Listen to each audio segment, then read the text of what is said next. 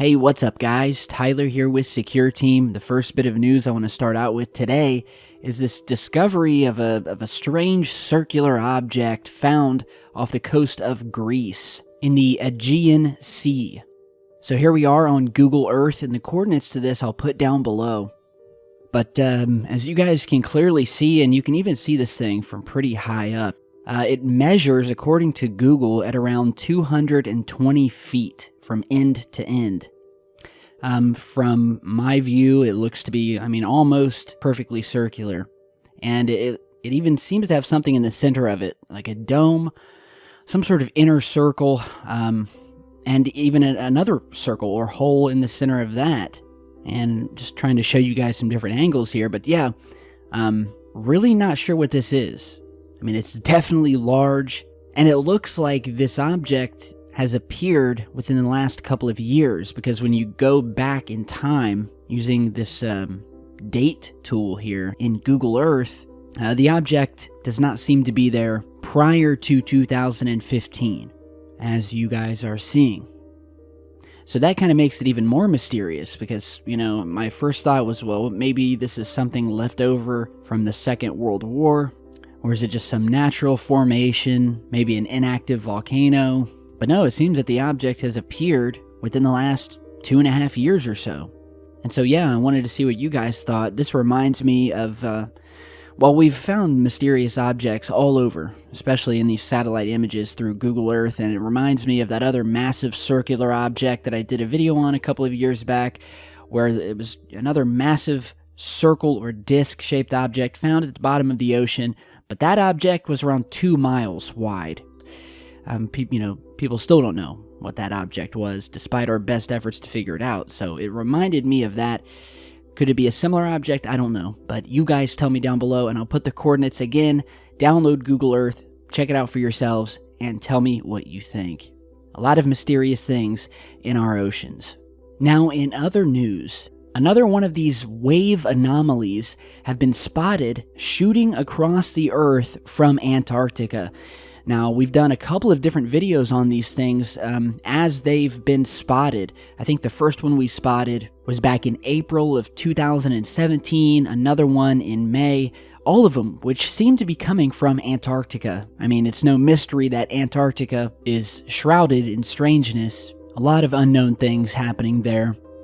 And so when we started noticing these strange sort of spiraling microwave anomalies that were detected by something called MIMIC, which is a satellite that stands for Morphed Integrated Microwave Imagery, we weren't sure what it was, and we really haven't gotten an answer. And so we've detected another one of these things. It's just a massive spiraling beam of energy shooting across the globe from the direction of Antarctica, only this time the beam of energy seems to be directed nearly right in between two hurricanes that had developed in the Pacific Ocean. And you're seeing that here. You can see the eyes of both hurricanes, one on the left of the energy wave, another one to the right. And if you look in the centers, or the eyes of each hurricane, you can notice it's sort of lighting up with this white color.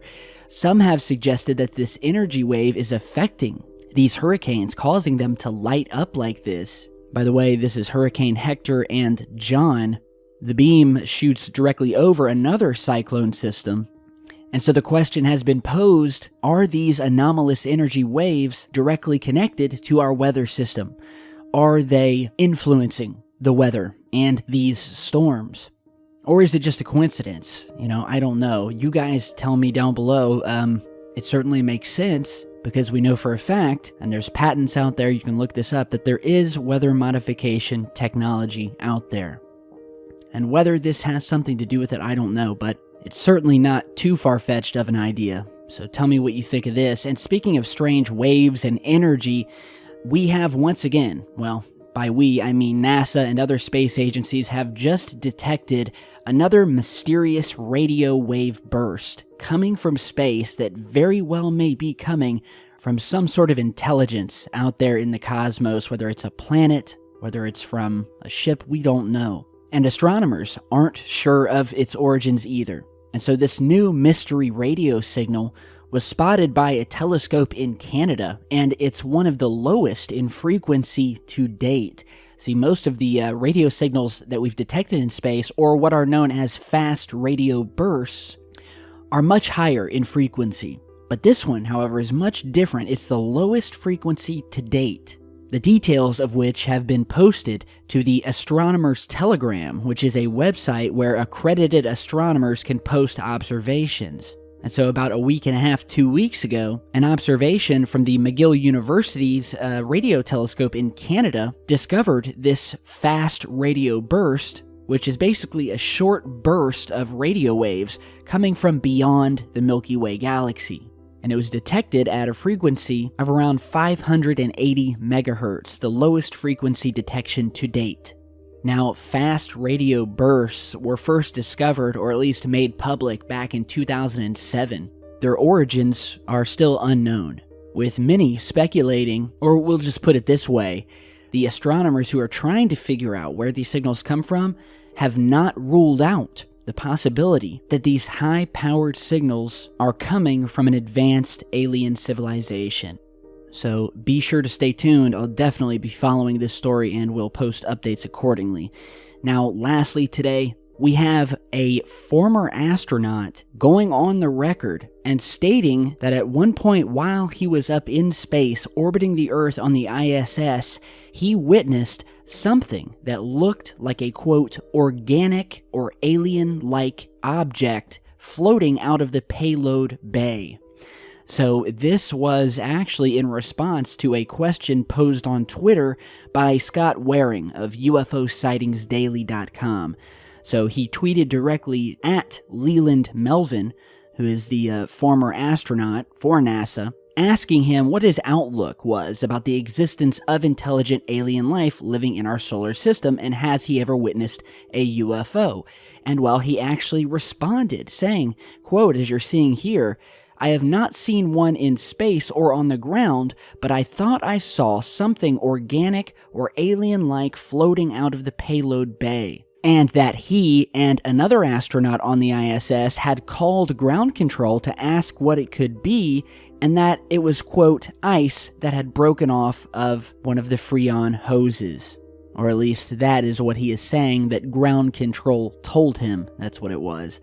But of course, they always use the old, well, it's either ice crystals, or it's a weather balloon, or swamp gas, you name it. But the fact that he would admit that it looked like something organic or alien-like floating out in the payload bay, it was definitely something that we really haven't heard astronauts speak on publicly before. And get this, when he was asked if it's possible that NASA lied about the ice to keep the team calm and focused on the shuttle, the astronaut replied with, quote, I don't think so, but you never know.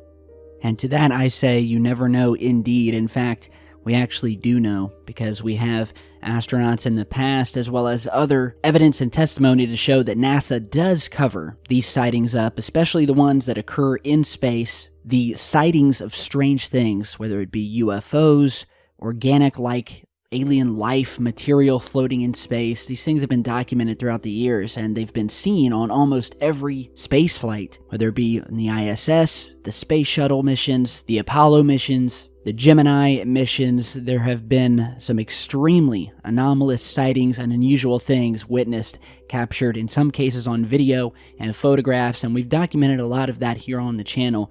A lot of strange things out in space, and normally astronauts are told to keep quiet about it. If you see something, don't even call ground control, don't get on your radio, focus on your work, and they will be debriefed when they're back down on Earth. So, what do you guys make of what the astronaut has revealed here? Do you think there's something more to it? Either way, good on Scott Waring for actually getting an answer here, and I definitely believe there is more to it. In fact, I know there is. So thank you guys for stopping by today. With that, I'm going to jump off here and get back to work. As always, subscribe, share, follow the channel. I'll have new videos in the works and up very soon, and we will continue unraveling the truth one video and piece of evidence at a time. You guys have a good night and stay safe.